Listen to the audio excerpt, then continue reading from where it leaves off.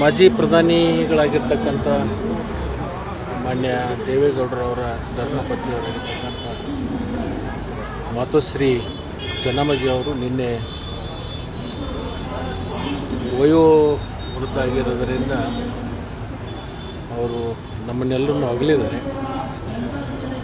ಬಹುಶಃ ಅವರ ಸಾವಿನಿಂದ ಅವರ ಕುಟುಂಬಕ್ಕೆ ಭಾಳ ದೊಡ್ಡ ದುಃಖ ತುಂಬಿದೆ.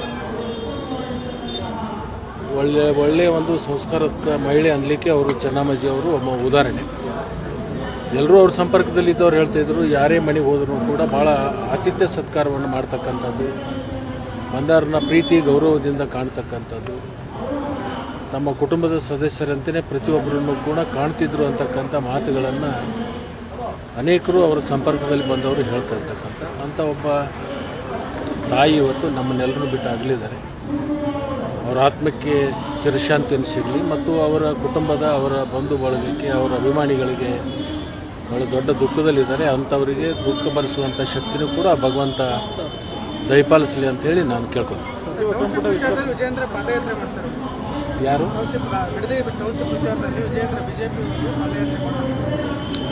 ಮಾಡಲಿ?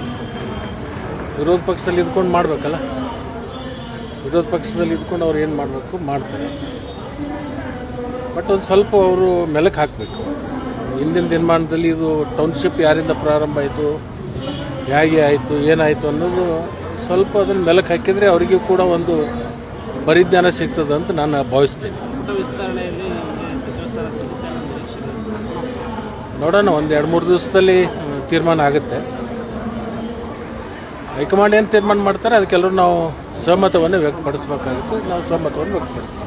ನೀವೀಗ ಸಚಿವ ಸ್ಥಾನ ಬೇಕು ಅನ್ನುವಂಥ ವಿಚಾರವನ್ನು ಹೈಕಮಾಂಡ್ ನಾಯಕರಲ್ಲಿ ಏನಾದ್ರು ಅವ್ರಿಗೆ ಮನದಟ್ಟು ಮಾಡಿಕೊಟ್ರಂಥದ್ದು ಅವ್ರು ನನಗೇನು ಹೇಳಬೇಕು ಹೇಳಿದ್ದಾರೆ. ಅದನ್ನು ಯಾವ ಥರದಿಂದ ನಾನು ಸ್ವೀಕಾರ ಮಾಡಬೇಕು ಮಾಡಿದ್ದೀನಿ. 3-4 ದಿವಸದಲ್ಲಿ ನಿಮಗೆ ಗೊತ್ತಾಗುತ್ತೆ. ಬೆಳಗಾವಿಗೆ ದೊಡ್ಡ ಜಿಲ್ಲೆ ಆಗಿರೋದ್ರಿಂದ 3 ಸಚಿವ ಸ್ಥಾನ ಕೊಟ್ಟಿರ್ತಕ್ಕಂಥ ಹಿಂದಿನ ದಿನಮಾನದಲ್ಲಿ 4-5 ಕೊಟ್ಟಿರ್ತಕ್ಕಂಥ ಉದಾಹರಣೆ ಇದೆ. ಹಿಂದೆ ಒಂದೇ ಸಮುದಾಯಕ್ಕೆ 4-5 ಕೊಟ್ಟಿರ್ತಕ್ಕಂಥ ಒಂದು ಉದಾಹರಣೆಗಳು ಕೂಡ ಇದ್ದಾವೆ. 18 ಕ್ಷೇತ್ರ ಇರ್ತಕ್ಕಂಥ ಜಿಲ್ಲೆ, ಭಾಳ ದೊಡ್ಡ ಜಿಲ್ಲೆ ಅದು. 4-5 ಕೊಡೋದ್ರಲ್ಲಿ ತಪ್ಪೂ ಇಲ್ಲ, ಕೇಳೋದ್ರಲ್ಲಿ ತಪ್ಪಿಲ್ಲ. ಕನಿಷ್ಠ 3 ಕೊಡ್ಬೋದು ಅಂತ ನಾನು ಭಾವಿಸ್ಕೊಂಡಿದ್ದೀನಿ. ಅದಕ್ಕೆಲ್ಲದಕ್ಕೂ ಉತ್ತರ ಒಂದು 3-4 ದಿವಸದಲ್ಲಿ ನಿಮಗೆ ಸಿಗುತ್ತೆ. Thank you.